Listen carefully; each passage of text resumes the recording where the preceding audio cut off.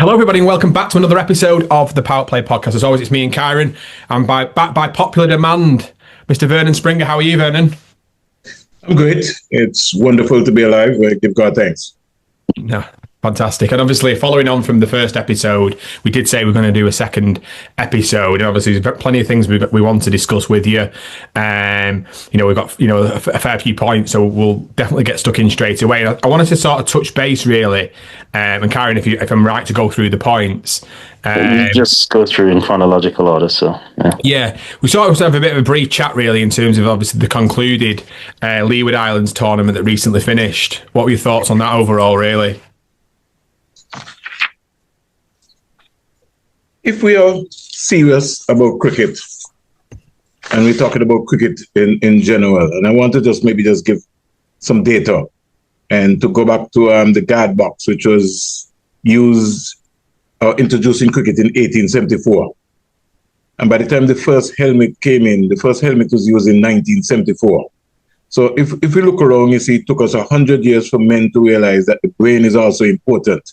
Because remember, when those guys were playing cricket in those days, facing up to Jeff Thompson and Lilly and Malcolm Marshall and Wes Hall and all those guys here, they had no helmets. I mean, if you look back to all of the old films, you'd realize that these guys, you had to keep your eyes on the ball in those days. And I always tell people here in the Leeward Islands that if a number of these young batsmen had to face somebody like a Vaughan Hungry Walsh or John Maynard or George Ferris or Anthony Merrick, trust me, they would have to have the ambulances lined up out there all the time, because it was just hostile fast bowling, and you had to be able to keep your eye on the ball. You couldn't be turning your head. By the time you turn your head, even by the time you lift up your bat, guys were just rushing you. I think when we look around, we just had a concluded Leeward Islands tournament, but we had the fast bowlers. Mm. If we follow on the history of Leeward Islands cricket over the years, and we could go way back to a Lipton Griffin that came out of Nevis. We could go to the late James Harris. All these two young fast bowlers in St. Kitts and Nevis would have passed away. And then we can juggle our mind, and we can go to Montserrat, where you had somebody like Austin White, who came to the youth setup and represented the West Indies under 19. And then we can move around into the traditional fast bowling unit, which is Antigua and Barbuda, because Leeward Islands cricket, Antigua and Barbuda would produce fast bowlers. St. Kitts and Nevis would have produced spinners. Montserrat would have produced, as you would consider it, to be all-rounders. So you would have had a number of all-rounders and some fast bowlers. Later on, you had people like Tyrone Greenaway, Quinton Boatswain. You got young General KB, who's now bursting onto the scene. Nevis really was traditionally led by spin attack. It was Parry, Willett, Dean Thompson, you name it. But then you had people like Mickey Mills and John Maynard. So in the mix, those guys had to be able to make sure that they can keep up. So every time you had a Leeward Islands tournament, you would know that you're going to face the likes of a Gishard, you're going to face the likes of a Derek Parry, you're going to face the likes of a Keith Atherton, El Comida Willett, even Warrington Phillip, who went on there. Virgil Newton was consistent over the years in Leeward Islands tournament, but just couldn't get in because you had El Comida Willett, Charles Wilkin, same thing. So you always had that formula there in terms of what people are looking for. And then the matchups came where that Victor Eddy was one of the masterful players of playing spin bowling. So that was always good. And then you had Luther Kelly, who was dominant against fast bowling. So you'd have had the rivalry lineup between Rafi Wallace and Luther Kelly. That's a St. Kitts Nevis real rivalry there. You had Elko at Gully, and Luther Kelly liked to cut. And so they always had the plan. Sometimes he would get through, sometimes he would not get through. But Elko was taking some excellent catches in that Gully area there, because there was always a plan in terms of when they're going to bowl to either Luther Kelly or Ernell James, you name it.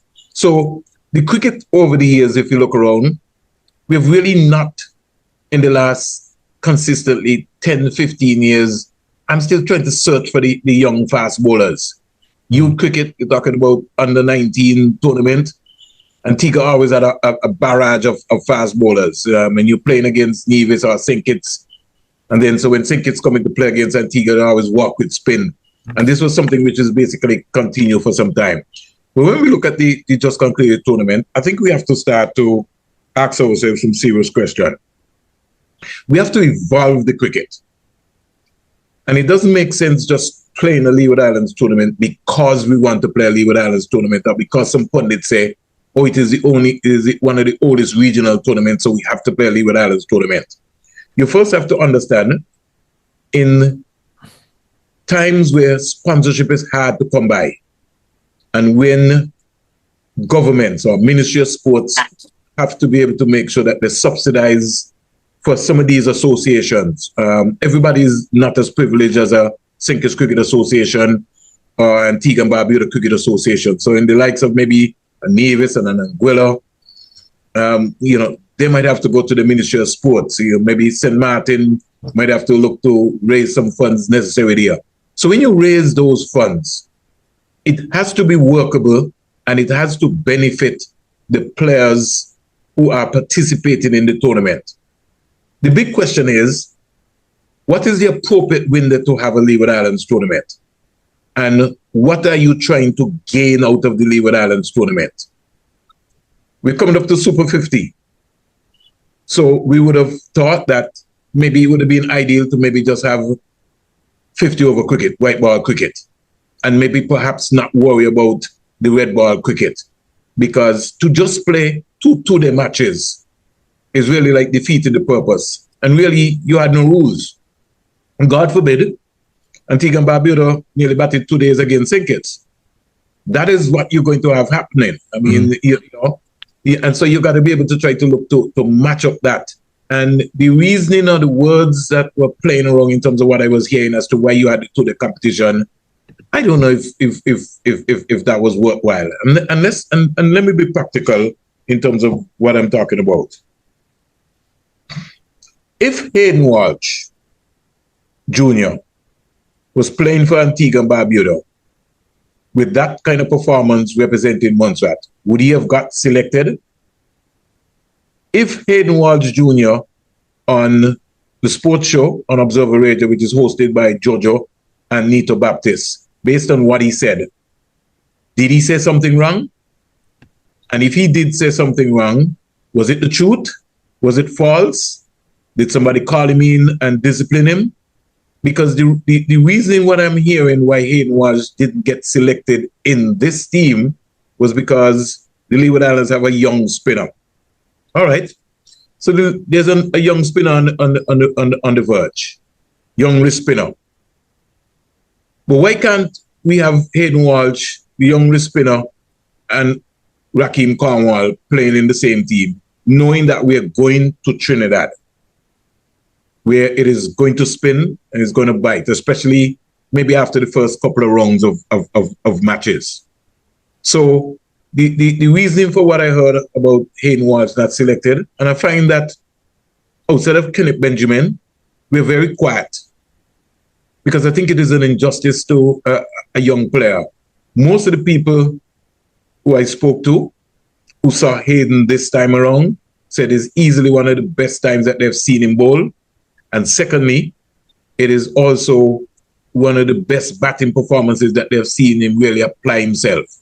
So him going down to Montserrat almost acted as a professional player. And he brought some semblance to a young squad in Montserrat.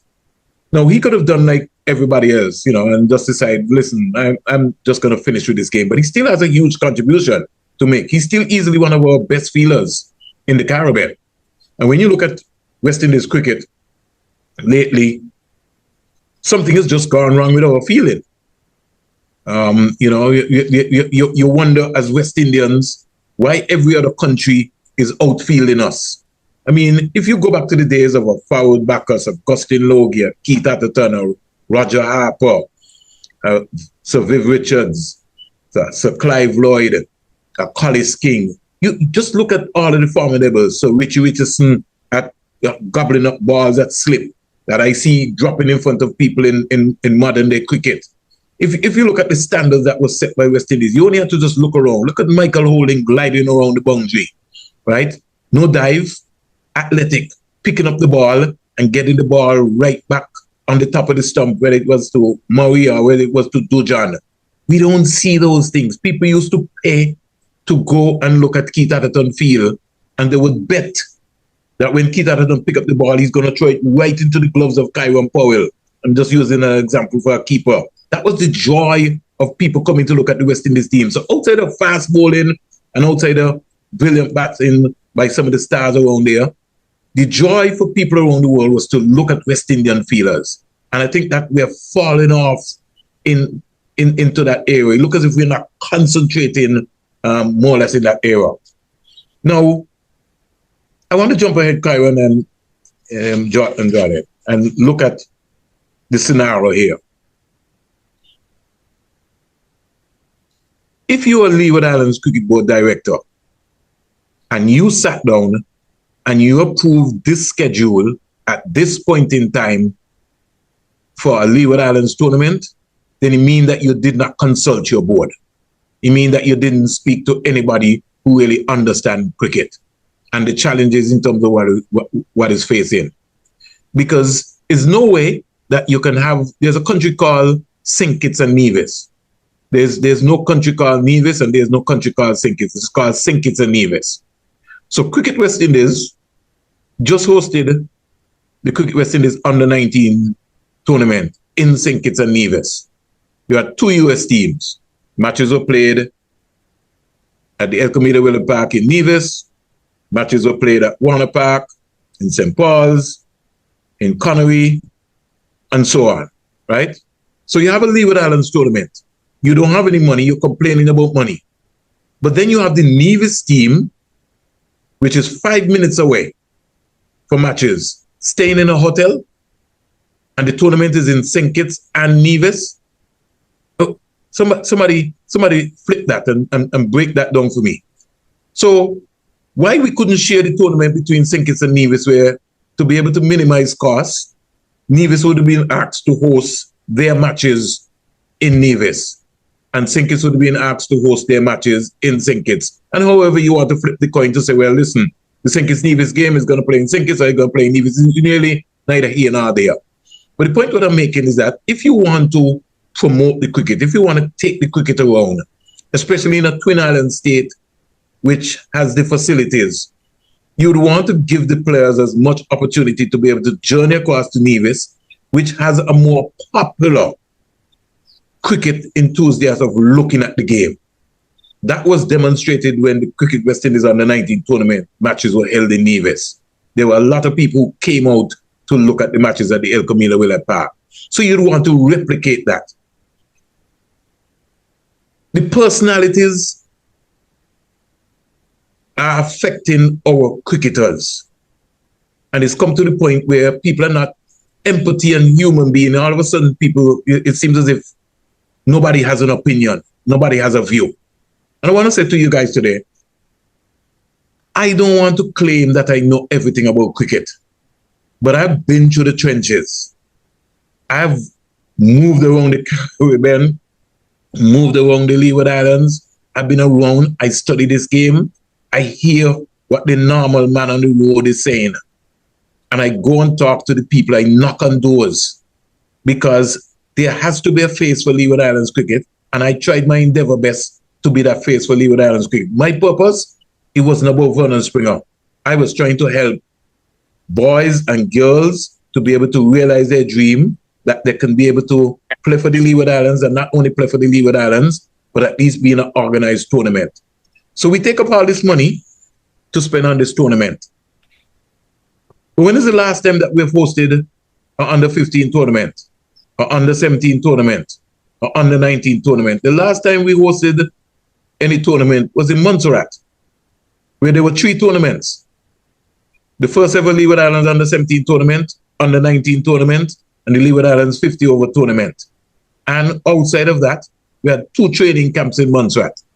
One for the Leeward Islands Hurricane, and also one for the under-19 during that process, right? So if we want to seriously and we want to address the concerns of Leeward Islands cricket, we have to address it at all facets. Carl Tuckett, an international umpire, just umpired in that Leeward Islands tournament for $150 EC dollars. The umpires were paid $150 EC dollars. If you want quality umpiring, you have to pay the umpires. So you can't cut the umpire's salary. And that's one of the first hurdles. You should not be thinking about doing that. And you can't come and say you don't have no money, because without the umpires, you have no tournament, you have no game. So we have to address that. If you want quality umpires and you want good decisions, you have to reward these guys because they're looking to go up the ladder. So that's the first area that we have to adjust. Let's look at what we have to do in terms of, maintaining and gaining sponsorship. When I joined the Leeward Islands Cricket Board, I joined the Leeward Islands Board at a point in time where there was a transition. I joined the board when you had CEO Richard Berridge. You had, Peter Abraham was the treasurer. You had Percy Sly Daniel, and you had Robert Pemberton.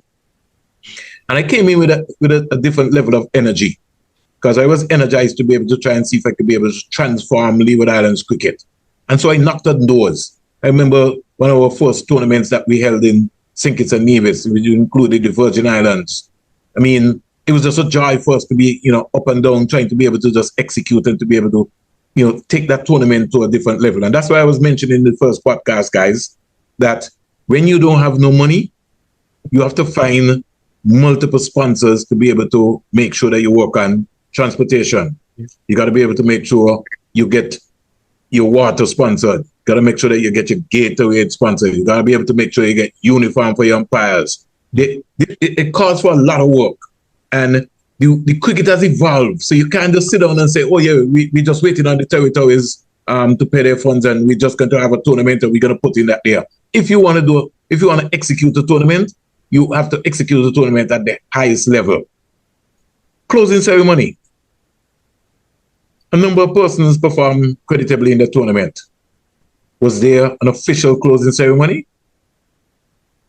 Did St. Kitts receive their medals? Did Antigua, who placed second, receive medals? Did they get a trophy? Did Michael Louis, who scored the most runs, did he get a trophy? Did he get a pair of gloves? Did he get a bat? I mean, I'm just asking questions because you have to reward people. If you want the game to evolve, you got to move with the flow. So you got to be able to do things completely different. This money that we took up, the Marriott Hotel, the amount of money that is spent by the Marriott Hotel, you had CPL, you had the women's tournament, you had the West Indies under-19 tournament. Could a team not have gone and spoken to Marriott and maybe make Marriott the official sponsor or the hotel of choice for the Leeward Islands tournament so that the fellas would have been comfortable in a position? And could the Leeward Islands board have gone there and have a discussion and said, listen, we only have $10, but we know that the cost of the hotel arrangement is going to be $20. The other 10, we would like you to be the title sponsor for the Leeward Islands tournament so that you get some mileage, because you would have benefited from Cricket West Indies women's tournament, from the Cricket West Indies under-19 tournament, from CPL matches.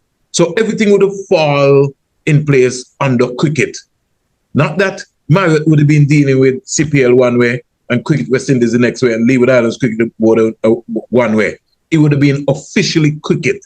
So when you go to Marriott, this is the amount of cricket that is coming to St. Kitts and Nevis. And the Marriott Hotel, you want them to be a partner with you to be able to execute it. And I'm only just giving you guys just simple recommendations of things as to how, if we want to be able to go forward. In that context, who benefited from the tournament? Because a franchise squad was already picked.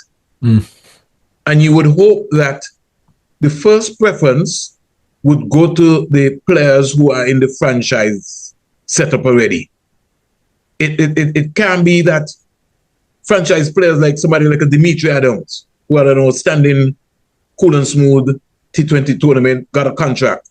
He's now on the bench, sitting down, because he maybe didn't perform in the selector's mind as credible enough to get into that squad. So, but he's a franchise player. Somebody's telling me, well, Jeremiah Louis is not a white ball player.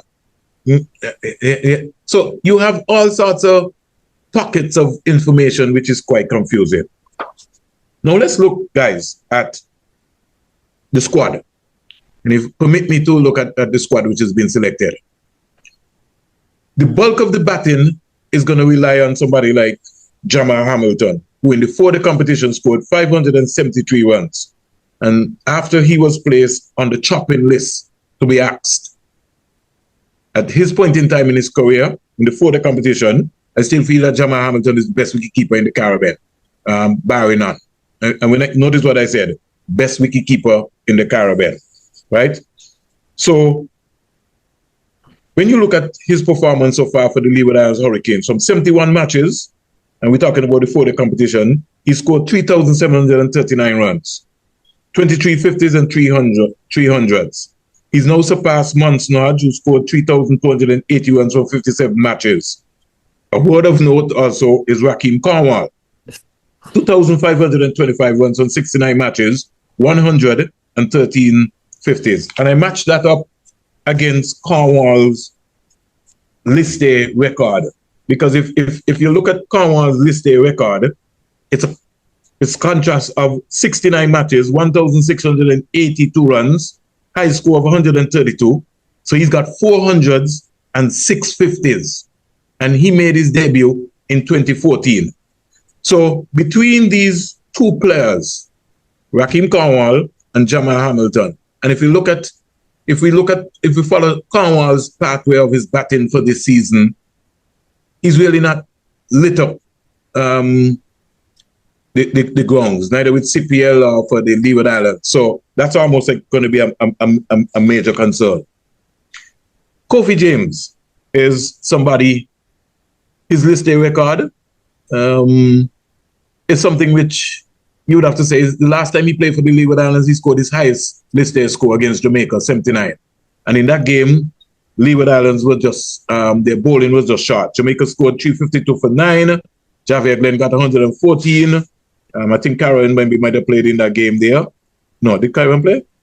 No, I was already dropped by then. I was playing for CCC. Yeah. Leeward scored 245. In fact, Leeward got bowled out. Kofi James scored 79. Jamal Hamilton scored 58. Joel Anjo scored 40. Hayden Wall scored 31. And in that game, Hayden Wall picked up 3 for 78 in the context. So the last time we played a list A game, we were trounced by Jamaica. The point is that I'm concerned about this young squad, Kieran, because we're going into a tournament where we take a long time to get off. And with a shortened tournament and the preparation, sometimes by the time 2-3 games gone, we're in trouble. We are also without Justin Graves, who scored 401 runs last year, 300s, right? Jamal Hamilton, 214 runs, Rakeem Cornwall, 159. And the list goes on. In terms of Kieran scored 158, including the outside of Justin Graves, the only other player to score 100. Michael Louis, just relatively young into his season, 139 runs. Chesney, who was 143. Joel Anjo, 110. Jeremiah Louis, 97. So in this team, you don't have Chesney Hughes. You don't have a Kieran Powell. You don't have a Justin Graves. You don't have a Casey Carty. But you got a new captain. So you got a new captain in Kofi James, who had a very exciting start to his CPL career. So at 27, again, we're talking about leadership. There's no Alzari Joseph in this lineup, simply because he's maybe still even recovering from his injury. So the team really, on paper, when you look at it, young Tyrone Williams getting an opportunity, Ishmael Peters also getting an opportunity. I'm excited, Kieran, about this young fast bowler from the St. Martin, Landeveld. I thought that Landeveld really should have got an opportunity, maybe even a long time ago. what is strange to me is that Kelvin Pittman is not in the conversation. So while Nathan Edwards has been given a reprieve to be part of the setup, Pittman, who is not very far for playing for the West Indies team, is not in the conversation in this context here. And has not been in the conversation because when we had the breakout league, Kelvin Pittman, who played for Antigua and Barbuda Falcons, in fact, he played for 3 seasons in the CPL. He was not even considered. And the young man who was considered ahead of Kelvin Pittman in Jedediah Martin didn't play 1 game in the breakout league. And the Leeward Islands didn't win the competition. So it begs you're sometimes beginning to wonder, like, why do we pick people and don't play them? Because if I pick Kieran Powell, I expect to make sure that I win, that Kieran Powell gets a game. Because to me, it doesn't make sense to just pick somebody just because you want to pick somebody. So I think we have to look at it. Now, Joel Anjo is going to be under immense pressure. I already said, we're asking an 18-year-old, the expectation of this 18-year-old, rather than allowing this young man to just enjoy his cricket. There's an expectation and a pressure on him. And I say this, guys, because I don't like the way how West Indies would have treated this young man. You started by investing in young Joel Anjo.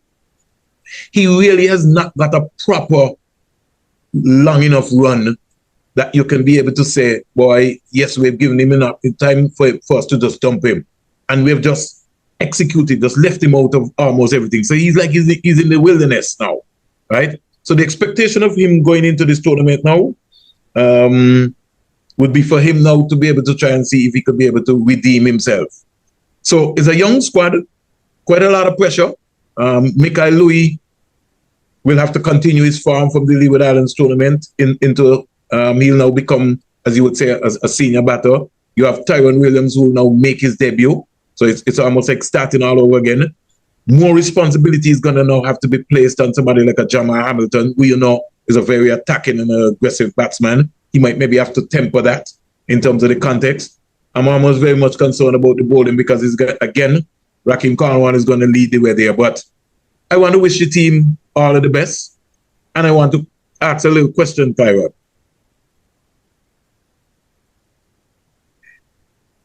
When you have a head coach, the head coach is hired by the Leeward Island Hurricane. If the team does not win, because I heard the coach elaborating that they have not got some silverware for a very long time. So I know that there's an abundance of pressure being placed on Leeward Islands, because if we look at the history of this tournament under the professional setup from since 2014, Barbados won in 2014, Trinidad in 2015, 2016 was Trinidad, 2017 was Barbados. There were 2 tournaments in 2018. Windwards won, combined campuses and colleges won in 2018. In 2019, the West Indies emerging team won. There was no tournament in 2020 because of the COVID. 2021, Trinidad won. 2022, Jamaica won. 2023, Trinidad won over the Leeward Islands in the final tournament in which maybe we should have won. And 2024, we know all what happened. There was no winner. We had a final between Barbados and Jamaica. We still haven't been clear in terms of that, so we don't know in terms of what's happening.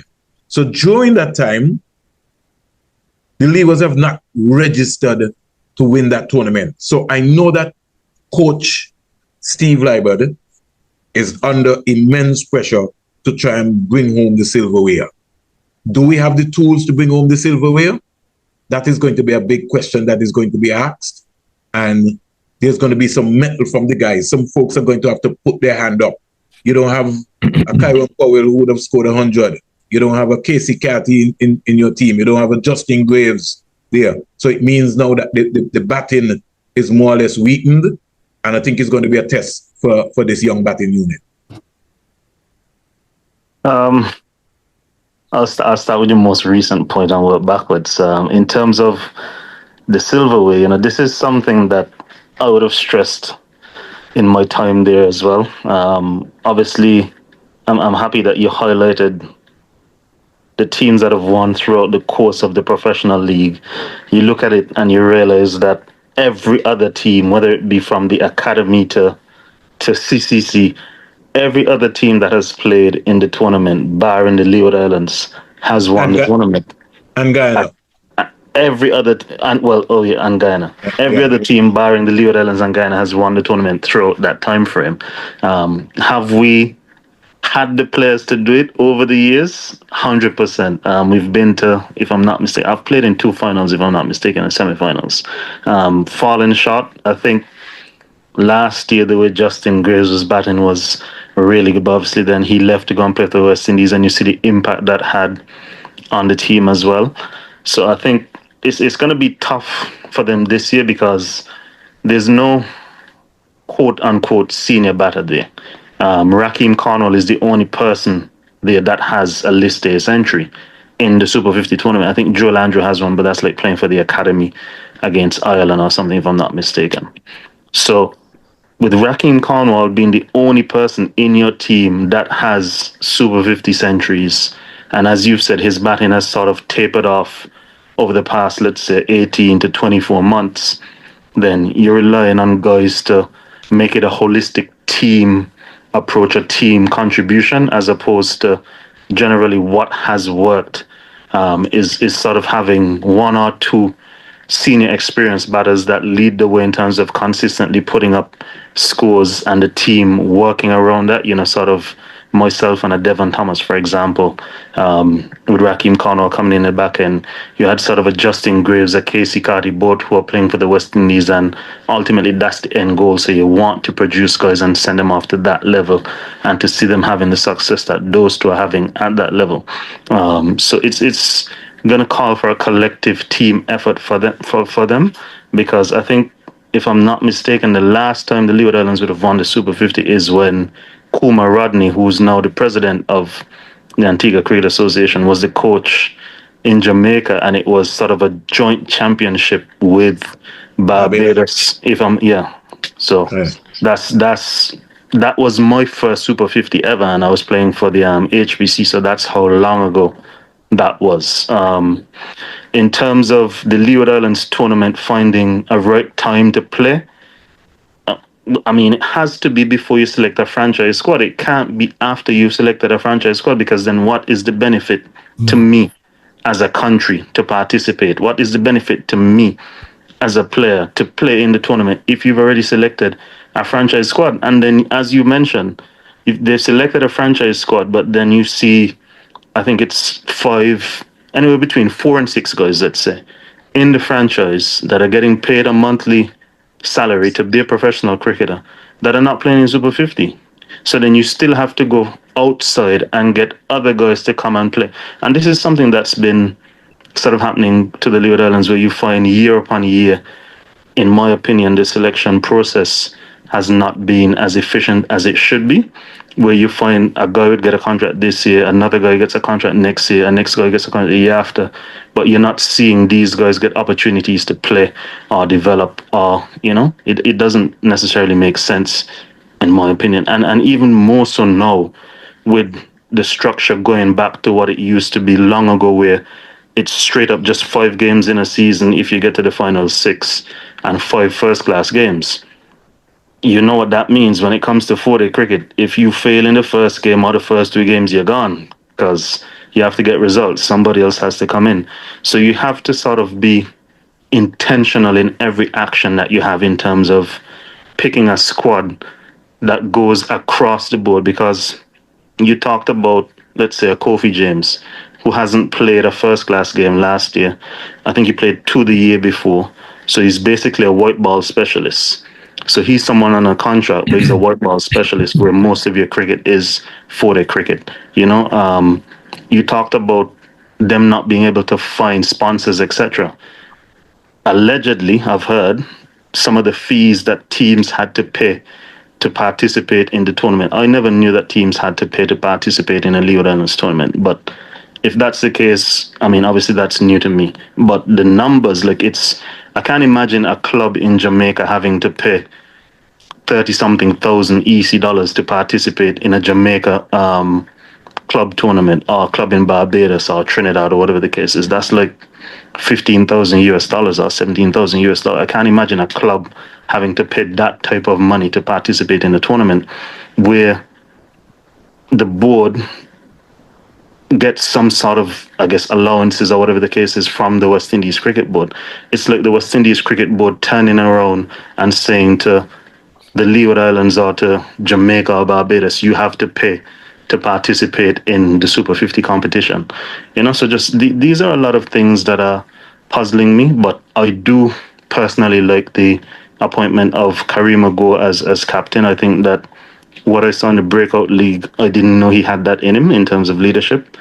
He's someone that I've always liked. He's someone that I've always spoken to and told, stay ready, you're going to get your chance. And it's good to see him get this opportunity now. But as you said, having a young team and a young leader, it's going to be a challenge for him, because everything is going to have to sort of fall back upon Raheem Cornwall and Jamal Hamilton as your two senior players, whether it be with bat or with ball. So it's going to be interesting to see how he manages that, plus his personal performances.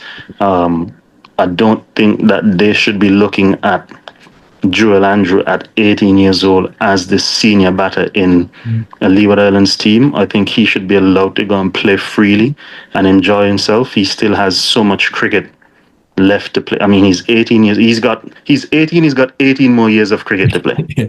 So he can't be the one that you're looking to have career-defining knocks at 18. What kind of knocks is he going to have at 26 then, if he's having career-defining knocks at 18? So they need to allow him to continue to develop, progress, grow as a cricketer, understand his game, understand batting. He has all the tools that are needed, but now it's time for him to start playing a lot more cricket and understanding how to structure an innings. And I think that's where they're going to have sort of their, I guess, biggest point of contention to deal for the tournament, because I could imagine the coaches under pressure to win something. The team that has been placing sort of in contention for championships, first, second, third, came fourth in the 4-day championship last year, so that's a big demotion. And now with only 6 teams, that's in the bottom half of the championship.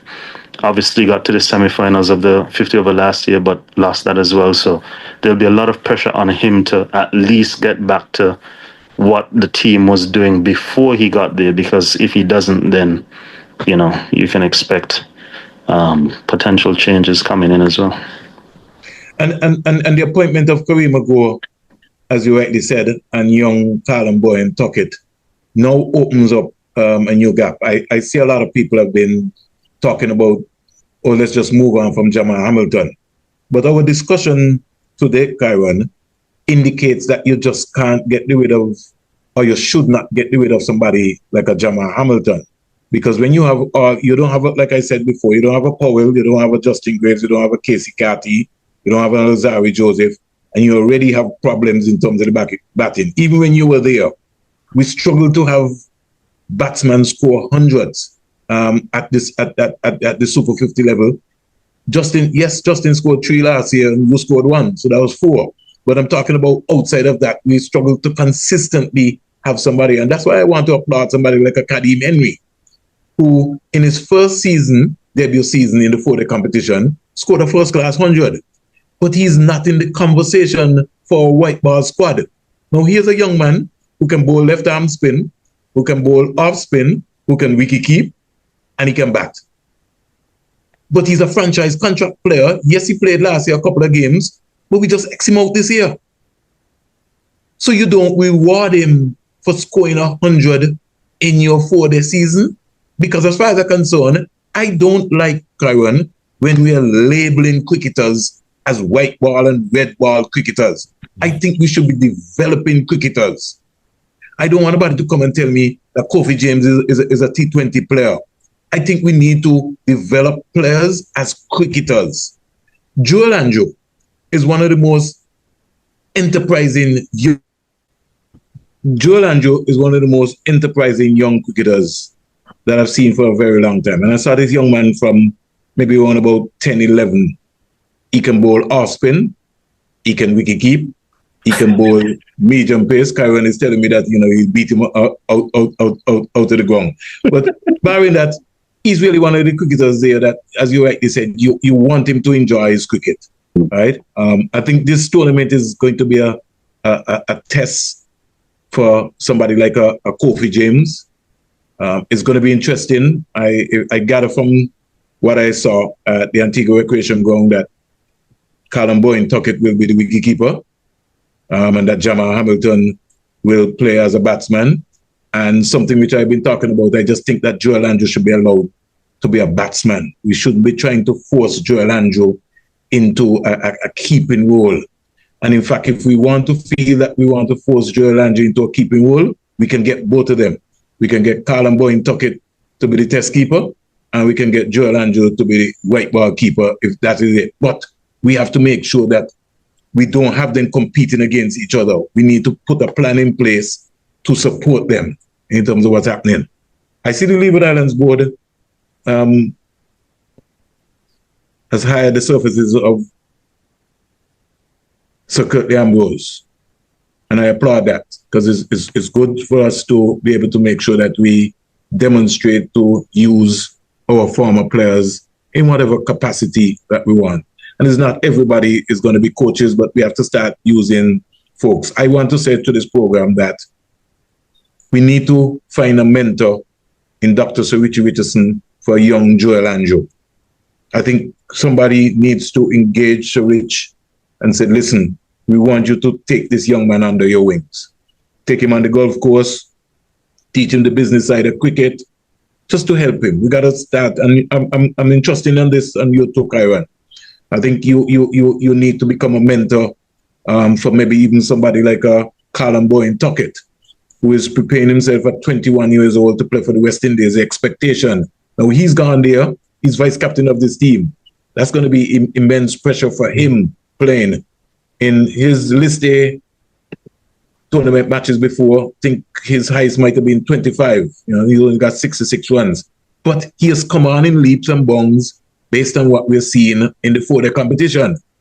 The Kieran Powell, the Kieran Powell that I saw when he was making a transition from 21 to 25 is what I'm now seeing in a Callum Boyne-Tuckett, where first, he's been able to understand how to get a half century. He's now converted that half century now into a century, so he kind of understand now what it's like now to score 100, because there was always a pressure. There was competition for places in the academy team.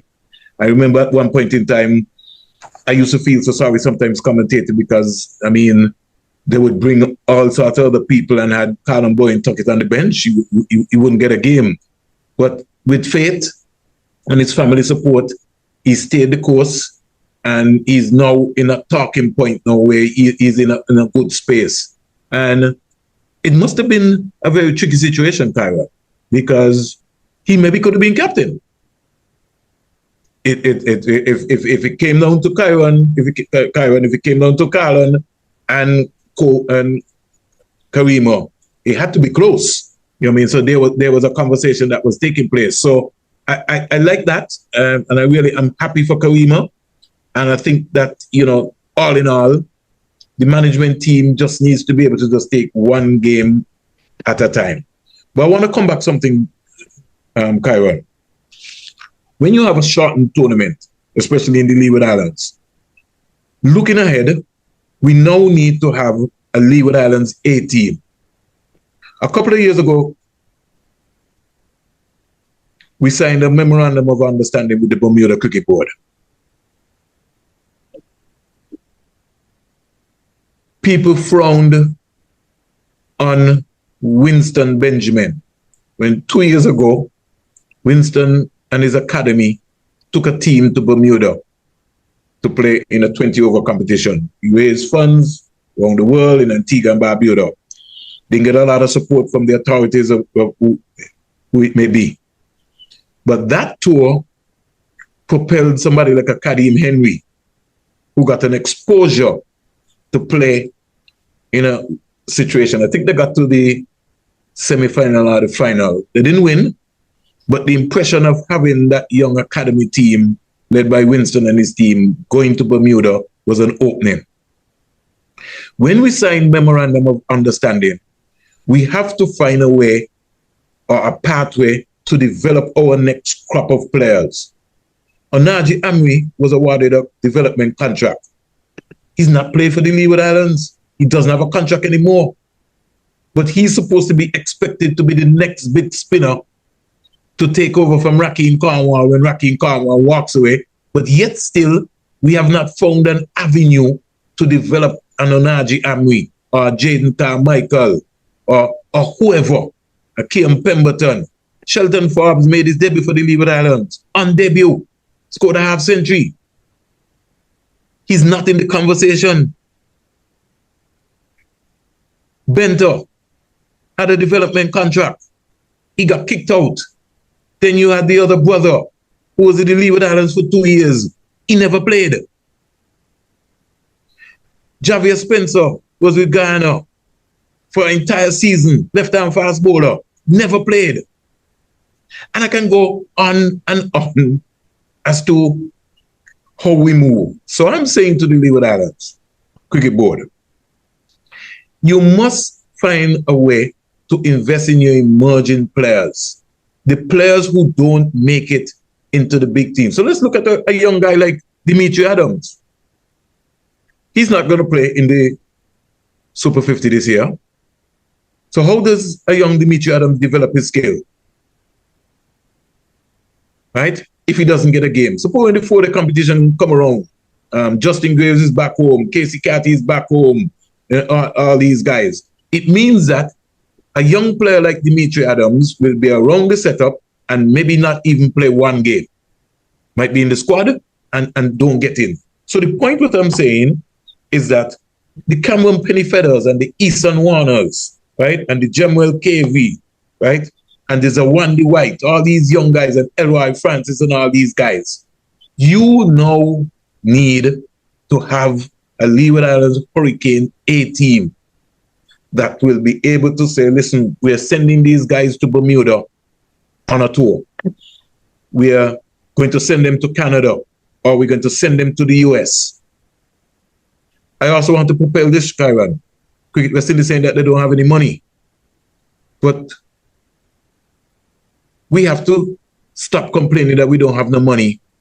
If we in the big league, we have to put systems in place to be in the big league.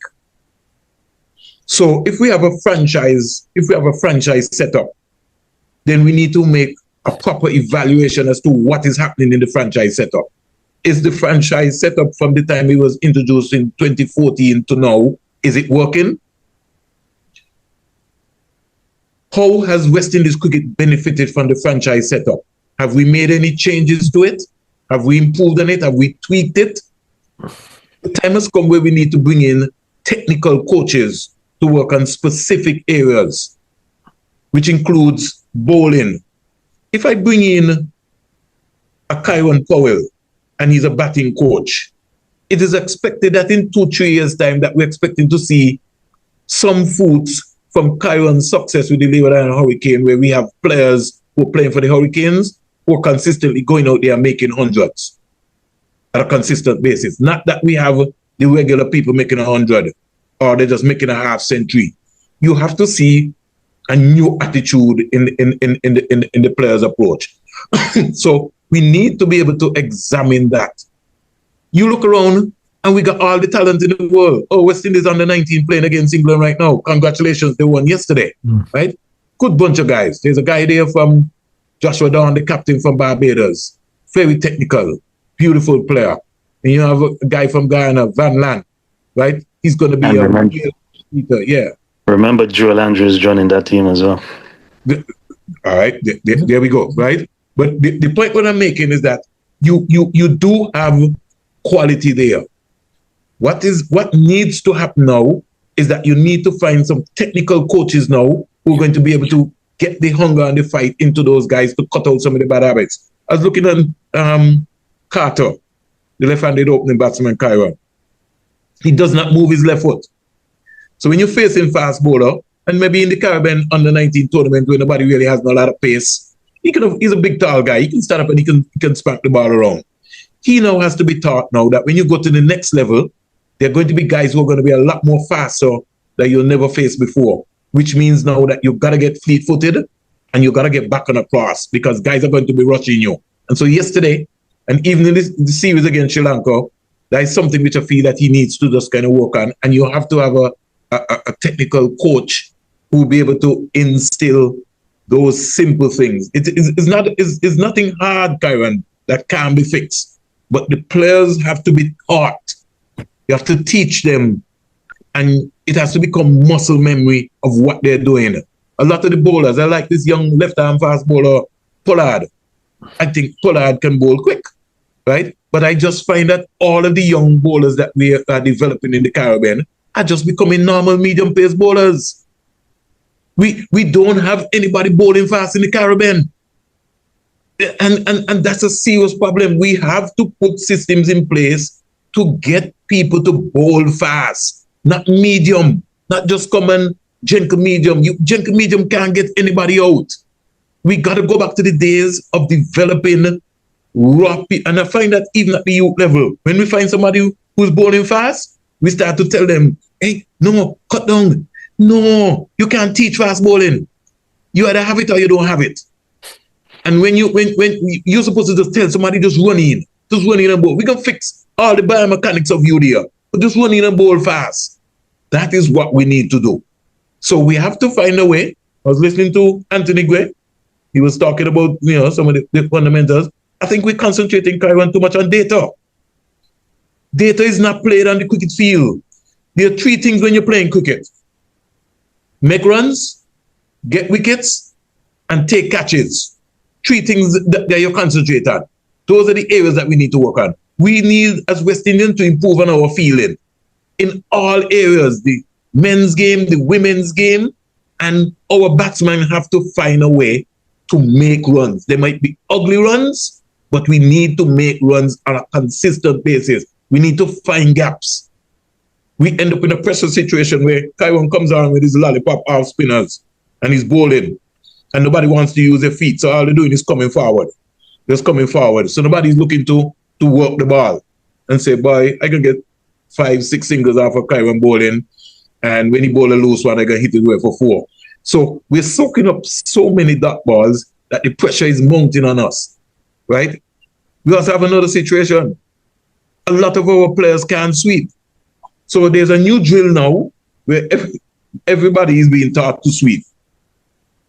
So the skill set, but what are you sweeping? Because if you're not comfortable sweeping, it doesn't make no sense that you try to go and sweep it up. You have to be comfortable sweeping. And all of a sudden, all of the West Indian batsmen now that I see now, everybody wants to sweep. It's just become like a now. When you can just stand up, use the depth of the crease, and punch the ball down the ground or punch the ball square to be able to get a single, rather than trying to see if you can have a switch hit which you're going for 6 and accumulation. So there are a couple of things which I think we need. Coming back to Leeward's, Kieran, we need to reward the guys who are going to England. When you got Jemwell KB and Sean Choate and those guys who are playing in England. Yes, in a shortened season, those guys wouldn't get a chance to play in a Leeward Islands team. But we need to prepare them. We're talking about development, but we're using development loosely. Where's the development plan in the territorial boards for cricket? We need to be able to have a graph to tick the boxes. If you are a member of the Leeward Islands Cricket Board, these are the things that need to happen. You must have a development program. The development program must consist of your under 15, under 17, under 19, your men's team, and your women's team. You must have some level of competition to indicate that you're playing red ball cricket, whether it's 2 teams. You must have some indication that you're playing 2020 cricket. You must have some indication that you have something organized. But you can't force the territories to come up with the development plan when they don't have qualified coaches in the islands. No one coach can coach 40, 50 people. It's going to be a burnout.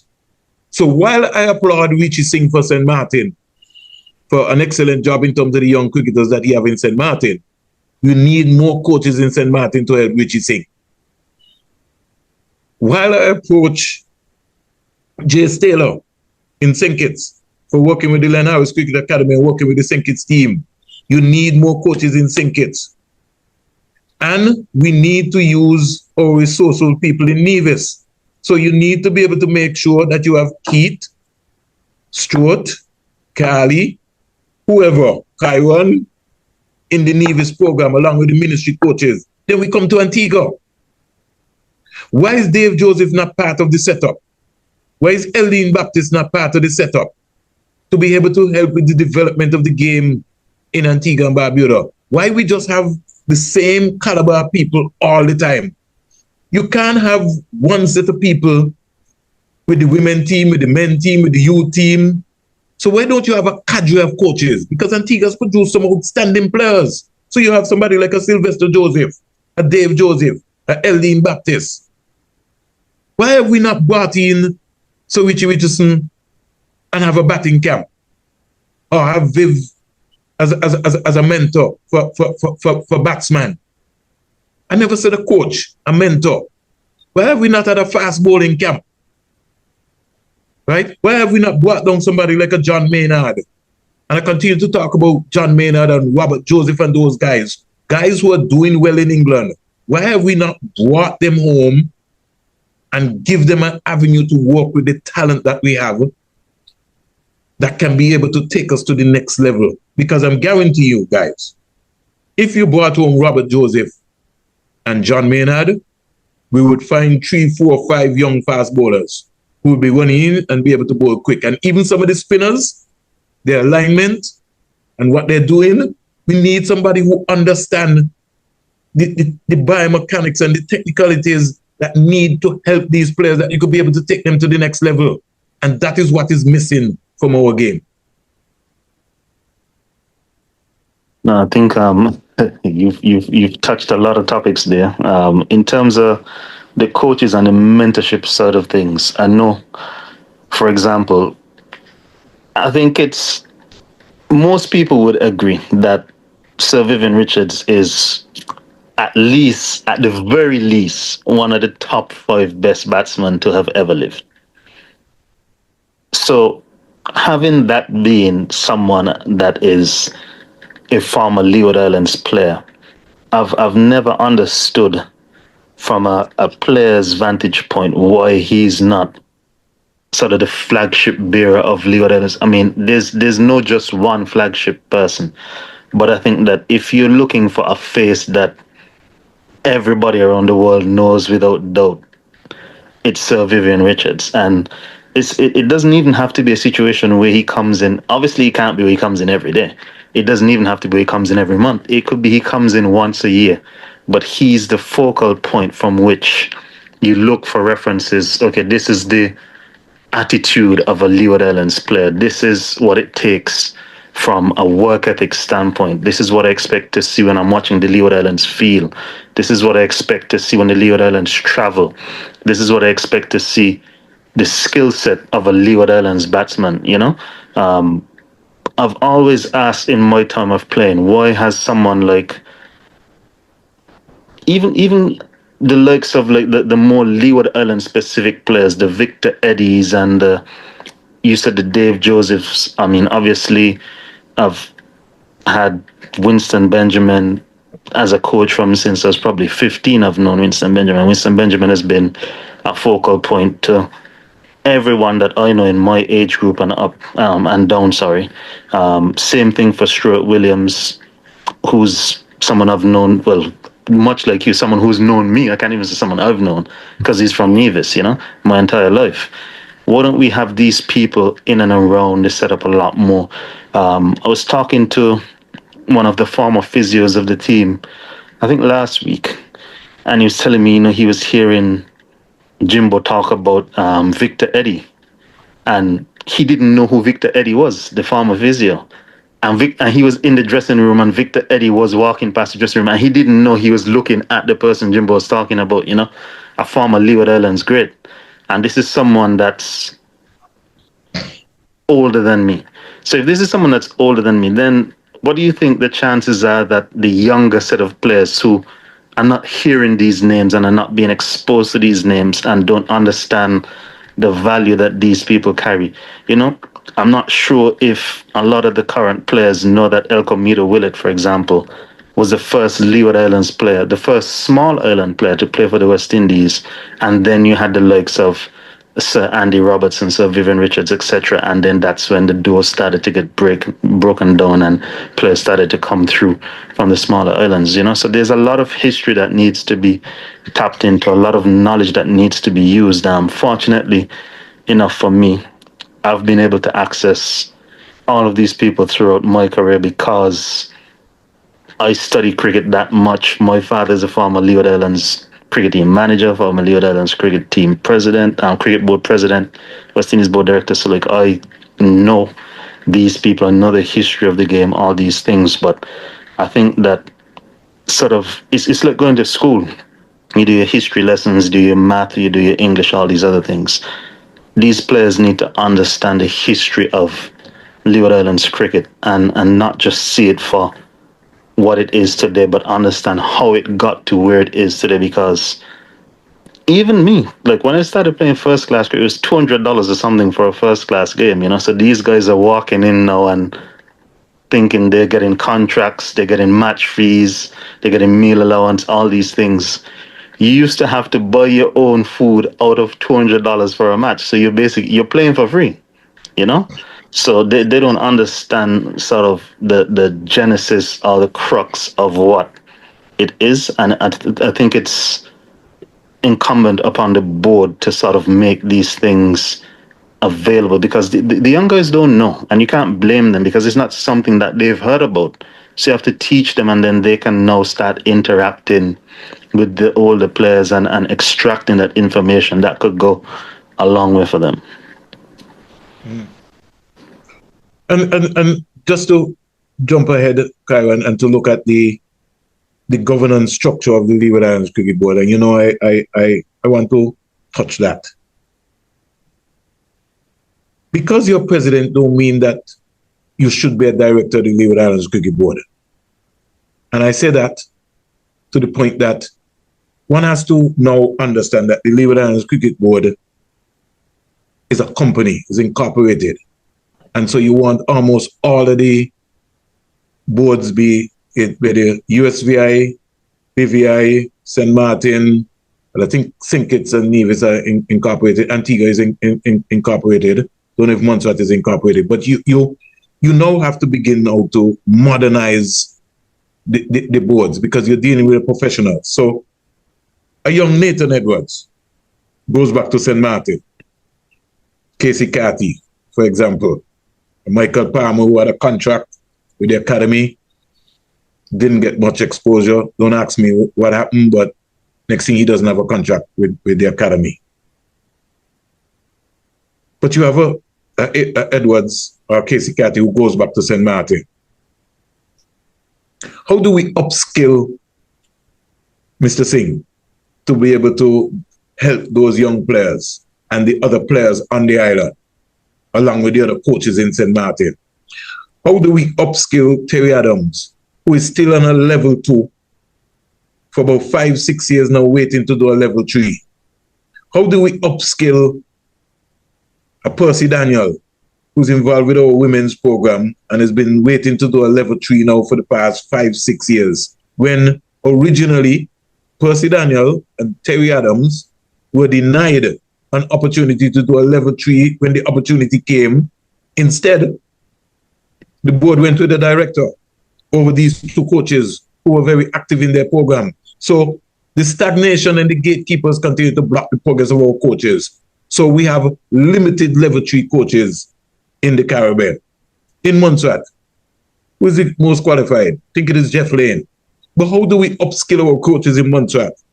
How do we upskill our coaches in the British Virgin Islands and the US Virgin Islands to help with the program? Because if we don't upskill our coaches, if we don't upskill our umpires, we have Carl Tuckett, a former player, who was encouraged to get into umpiring. But everybody has come from around the world and back and past Carl Tuckett. And Carl Tuckett is still there. So who is holding Carl Tuckett back? These are questions that we have to begin to ask, right? Are we upskilling our match referees? Because we have a lot of matches in Antigua and Barbuda, but we still continue to bring in match referees from across the region. So why are we not looking to upskill our match referees in the Leeward Islands? I think Stuart Rollins from St. Kitts is maybe easily one of the top ones, but it's an area that we need to begin to examine. Who is our next umpire from the Leeward Islands that we're going to put onto the stage to be a first-class umpire or international umpire if Carl Tuckett walks away tomorrow? We have some young guys who are emerging, right? Bernard Joseph has been around the setup umpire for a long time, but he can't break ground to get an opportunity. So you know what's happening? He just within the youth ranks there. How do we change that setting? How do we change that mindset? So I'm saying the boards need to, and when I say the boards, I'm talking about the territorial boards, be it St. Kitts, Nevis, need to get modernized. Just like how the Leeward Islands has a cricket board, we now need to have a satellite. You have to bring them up to speed because they have to understand that cricket is a business. The way we used to run the game 50, 60 years ago, where we just come and we just knock up and just have a tournament, no, it doesn't work like that. If you only have 40 players, then you have a competition between those 40 players, right? Who is to stop a Montserrat to be playing in the Antigua League? If we have a meaningful conversation between the Montserrat government and the Antigua government to say, listen, Montserrat has a population of about 5,000 people. We only have 60 people playing cricket, but we want to send a representative team to play in the Antigua and Barbuda Cricket Association League. And so can you help us to be able to execute that? Who is to stop us from having a proper league between Anguilla and St. Martin? Let's look at Montserrat and Antigua situation. Has the authorities in Antigua thought about going across to Barbuda and looking for some big, tall guys and turning them into fast bowlers? Have we come up with that mindset? Barbuda has produced some big, tall youngsters, being basketball, being volleyball. But maybe the next Kurt Lambos might be in Barbuda. Have we sought to come up with that plan? And when we're talking about development, Kieran, is not competition. When we're talking about development is getting coaches, getting the mindset, getting the players prepared mentally as to what it's going to be like from an under 15 level, under 17, under 19 level, so that they can understand what it's going to be like to be a professional cricketer. And for that to happen, you have to make sure now that you upskill the boards. So the point I was talking about is that because Kieran Powell is president of the Nevis Cricket Association, don't mean that you're supposed to be the director on the Leeward Islands Cricket Board. Because you must bring some sort of skill set that can be able to enhance and help with the cricket. And the reason why I say that is that directors approved this document to have a Leeward Island tournament where we use 8 days, 7 matches in 8 days. In a cram. We have to think about players' welfare. When we're talking about data, Kieran, at the West Indies level, and you hear Sammy and those guys talking about data, does the Leeward Island Cricket Board has a video analyst? Does the Windward Island Board has a video analyst? Does the Jamaica Cricket Board have a video analyst? So the data analyst, what we're talking about, if the players are not exposed to that at the franchise level, what is going to happen when they get to the West Indies level? It is almost going to become a new norm to them. We have a psychologist at the West Indies level, but we don't have a psychologist at the franchise level. Players are failing fitness tests at the franchise level, but we want to beat the rest of the world. What are we doing about our women's program? We're paying lip service to our women's program in the Caribbean. And we're paying more so in the Leeward Islands. So if we're serious, We have to upskill our coaches, and we have to pay attention to our women's program. And I don't want anybody to tell me, oh, we just organize some games and we look around and we say, oh, Sinky, how much girls you have? Antigua, how much girls you have? Nevis, how much girls you have? And then we just bring them together and we say, we're going to play in a tournament. I applaud Cricket West Indies. I see that the coach has 20 players and he's working on a certain set of women cricketers. That program needs to be instilled around in all of the territories in the West Indies.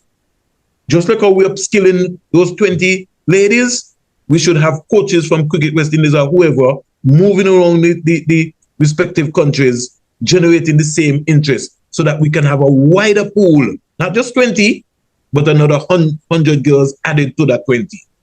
That is the area that we need to be going. So what do you think is going to take for that to happen? Vision and leadership. We're talking too much. And we're playing with words. There's a reality facing us. Oh, cricket is in crisis. Oh, cricket is at its lowest ebb. We got to finish away with the talking. We got to come down off our high horses. We have to include everybody in the picture. It is not a me or you or whoever, and I do this, and if you say this, I'm going to penalize you, and I'm going to stop you. And no, if we want to change the mindset of West Indies cricket, and if we want to come back on top, it is going to call for all of us. You know what's happening with us right now with West Indies cricket? We've become so insular. If Guyana make noise tomorrow, we do something that will keep Guyana happy. Guyana making noise. Boy, why for Sammy Pomale and get picked? But we pick him. We pick him. We make him 18 captain because Guyana was making noise, right? And we move around. If Trinidad start to make some noise tomorrow about something, we try and fix that. All of us need to be on board. And the way how West Indies cricket is operating is almost like the similar situation where you see happening with CARICOM, where we're not together. We cannot beat the world by going individually. It is not track and field, where Julian Alfred is running for St. Lucia in 100 meters, so she's running against the world. Cricket is a team sport. So in a team sport setting, we all need to be able to come together, because the final analysis is that cricket is the only thing that unifies us all around the world. When we present our legends, when we present Joel Garner, Desmond Haynes, Gordon Greenidge, Viv Richards, Andy Roberts, you name it, to the world, everybody bow down and kiss their feet. But in the Caribbean, they're almost like mere beggars. People have to be wondering, but I wonder when they're going to have a conversation with that person. And when we do involve them, it is when there's a crisis. So why don't, if we involve them when there's a crisis, why we don't use them all the time around? Right? We're talking about Brian Charles Lara, one of the finest batsmen that we ever seen. But is he a mentor with our West Indies under 19 team? Have we brought him in to have a conversation with those young guys? That's what I'm talking about. Mate, and just like you said, Brian don't have to be around all the time, but he can come in. There's a series going on in England against England in Grenada. You maybe just bring him in for about a week, right? Just to be in the dressing room, just to give a thought mindset, as things he would have done when he was 17, and you tell you, listen, if you just do this, it'll be so easy. This is what we need to do, Kyra. But we have to have structure. I don't have all the ideas, Kyra, but I think I have some. I got some wisdom. I got some knowledge. God has given me a talent. I've been here to be able to be a life of purpose. My job is to help people. All I want to make sure is that West Indies come back on top. But West Indies can't come back on top when we have division. West Indies can't come back on top when we have gatekeepers blocking progress. West Indies can't come back on top where you can't say something and you have to be sheltered. And so you have to be very careful, because if it's you say it, then you're going to be penalized. All of us need to come on board, and we need to use our folks in the diaspora. We have too much talent in the diaspora that we are not trying to reach out to. in order for West Indies to come back on top, the mind, we have to start engaging our players, the mindset, the history of the game. We have to teach them the history of the game, what it is like to represent Antigua, what is it like to represent the Leewards, what is it like to represent Nevis. And for the folks in St. Kitts and Nevis, Kieran, before I finish, we are hampering the officials, the administrators, we are hampering our young cricketers by not putting structures in place to help our young players. Every weekend a game is supposed to be happening between St. Kitts and Nevis. Every weekend. We're almost 5 minutes away from each other, from Reggae Beach. So we have no excuse. We need to be playing under 15 cricket, under 17 cricket, under 19 cricket, women's cricket, big people cricket. We have enough venues. And we don't have to have 100 players. If we only got 40 players in St. Kitts and 40 players in Nevis, we need to meet in the hours and make sure that we're playing. Same thing in Antigua. We need to put systems in place to get our young people playing the sport, teaching them about cricket. Kieran. Springs, that's been obviously very insightful again from you. I think definitely there's a part 3, 4, 5, 6 coming.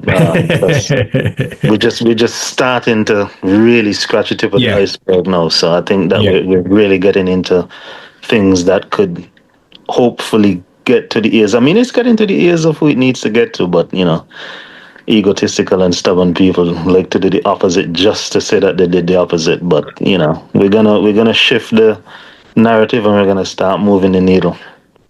No, definitely. I just want to just thank you guys because it's always important. My love for cricket, my love for sports. Nobody has to question that. My commitment. I've always dedicated my life. I've left my family sometimes undone. I've left myself undone because I want to see. I think the sport has helped me. Be it cricket, be it football, be it athletics. I've seen the world through sport. And I want a young Kieran Powell to be able to realize his dream. I don't want nobody to call my name. I don't need no validation. I just want to be able to just help people. When you get up the ladder, just look to be able to help somebody. Just take somebody along with you. That's all I want to do. So, hey, we on a pathway, and let's try and see if we could be able to, find a way to be able to educate people. I feel very hurt, Kieran, on the broadcasting side, when you have a guy like Mally Richards, who, for whatever reason, I don't know, I'm still digging, I'm still trying to search, but I can't see how Mally Richards is not an international broadcaster from the Caribbean. I begin to question. I ask Mally all the time, nobody has called you. And again, here is a young talent, a young voice, somebody who understands the cricket. And he's been blocked. He understands the cricket. He's pleading and appealing to whoever is blocking the progress of young Mally Richards from Antigua and Barbuda to do the right thing. Just let the young man, give him the opportunity. Don't bar him. Don't block him. Right? He understands the game. He has a wonderful personality. And his knowledge of West Indies cricket is what you need. We don't need people who are going to be following the script. We need people who are going to call it the way it is supposed to be called. And I'm calling on the authorities, to stop blocking the young man's progress. Please. Just to piggyback off of that point, I'd like to see more people getting involved in the game. I want to say in the game, I'm not speaking about just playing cricket. People think of cricket and people just think of the players. But as you said, the broadcasting side, the scorers, the analysts, the grounds people, all these other things. There's so many different facets to cricket that you can have a career from. I think it'd be good just to see or get more people involved, get society involved more, because there's so many careers that you can have now. You have people being a professional sidearm thrower for T20 franchises around the world, so you never know how far cricket could take you. But at the very least, cricket gives you great social skills, social awareness of how to deal with people from different backgrounds. It shows you so many different things, interpersonal skills, motor skills, all these things that it develops. So I think that's something that we need to address as well, not just having more players, but having more people in all the different faculties around cricket is important. Yeah.